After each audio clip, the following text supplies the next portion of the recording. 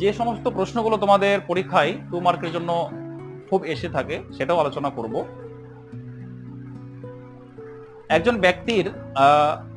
লক্ষ্য তখনই সম্ভব বা তার লক্ষ্য পূরণ হয় যখন একজন ব্যক্তি তার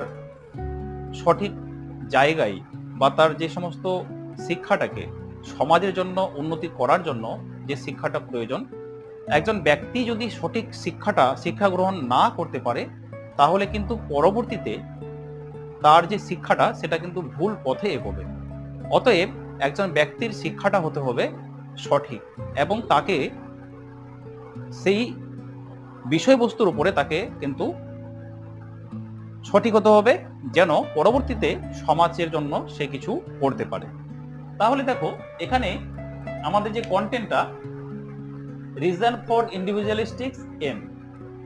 অর্থাৎ এখানে বলা হচ্ছে